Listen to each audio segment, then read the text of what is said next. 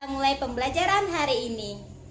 Tujuan pembelajaran hari ini adalah peserta didik mampu menemukan kata-kata baru yang berhubungan dengan proses daur air dan peristiwa alam dengan tepat. Yang kedua, peserta didik mampu menjelaskan arti kata yang berhubungan dengan proses daur air dan peristiwa alam dengan tepat. Hujan merupakan salah satu peristiwa alam. Hujan juga merupakan salah satu proses dalam daur air. Lalu, bagaimana ya terjadinya hujan? Lalu, apa yang dimaksud dengan daur air? Apakah kalian tahu? Ayo kita simak penjelasan kali ini. Daur air. Daur air dikenal dengan istilah siklus hidrologi. Daur air merupakan siklus air dari atmosfer menuju bumi lalu kembali lagi ke atmosfer. Contoh sumber air di permukaan bumi yaitu sungai, danau, samudra, dan mata air. Air di bumi selalu tersedia karena adanya daur air. Lalu, bagaimana terjadinya daur air? Pertama, air yang ada di permukaan bumi seperti sungai, lautan, dan danau mengalami penguapan yang terkena panas matahari. Tahapan ini dinamakan dengan evaporasi. Air yang terkandung dalam tumbuhan juga mengalami penguapan yang disebut transpirasi. Uap air kemudian naik menuju atmosfer bumi. Semakin tinggi dari permukaan bumi, uap air tersebut akan mengalami pendinginan hingga membentuk titik-titik air. Proses perubahan wujud uap air menjadi titik-titik air disebut dengan kondensasi. Kumpulan titik-titik air tersebut kemudian akan membentuk gumpalan awan.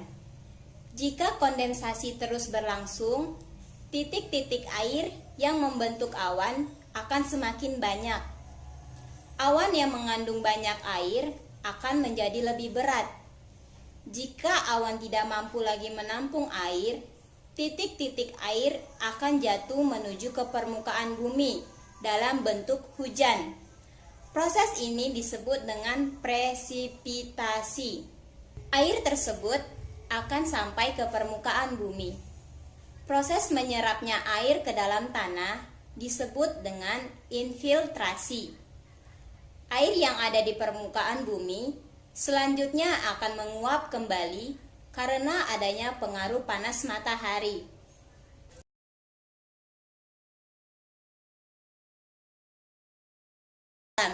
Bencana alam atau peristiwa alam adalah suatu peristiwa alam yang mengakibatkan dampak besar bagi populasi manusia. Peristiwa alam dapat berupa banjir, letusan gunung berapi, gempa bumi, tsunami, tanah longsor, badai salju, kekeringan, hujan es, gelombang panas, dan badai topan, kebakaran liar dan wabah penyakit yang kita rasakan sekarang, yaitu wabah penyakit virus corona. Berikut adalah contoh peristiwa-peristiwa alam. Yang pertama adalah gempa bumi. Gempa bumi dibedakan menjadi 3, yaitu gempa tektonik, vulkanik, dan runtuhan. Gempa yang paling hebat yaitu gempa tektonik.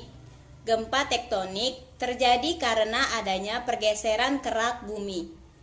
Gempa tektonik terjadi ketika dua lempeng saling bergesekan.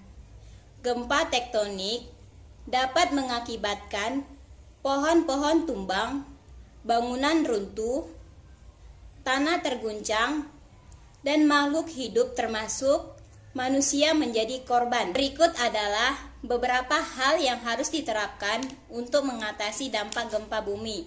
Yang pertama, membuat bangunan yang tahan akan gempa bumi. Yang kedua, mengatur kembali tata letak ruangan. Yang ketiga, mencegah jatuhnya barang berat. Yang keempat, mengikuti pelatihan pencegahan gempa bumi. Dan yang kelima adalah sediakan perlengkapan wajib baik di rumah ataupun di kantor. Yang kedua adalah gunung meletus. Gunung api yang sedang meletus dapat memuntahkan abu dan lelehkan batuan pijar atau lava. Lava ini sangat panas. Namun saat dingin, aliran lava ini mengeras dan menjadi batu. Apabila lava ini bercampur dengan air hujan, dapat mengakibatkan banjir lahar dingin. Gunung meletus sering disertai dengan gempa bumi. Imbauan atau cara menanggulangi gunung meletus dari pemerintah yang pertama adalah tidak panik dan tetap tenang, selalu waspada dalam beraktivitas. Yang kedua adalah gunakan masker dan kacamata untuk antisipasi jika beraktivitas di luar ruangan. Dan yang ketiga adalah pantau perkembangan aktivitas gunung berapi melalui sumber informasi yang terpercaya. Yang ketiga adalah banjir. Banjir merupakan luapan air yang melebihi batas. Hal ini terjadi jika terjadi hujan secara terus-menerus. Banjir merupakan gejala alam yang sering melanda wilayah Indonesia.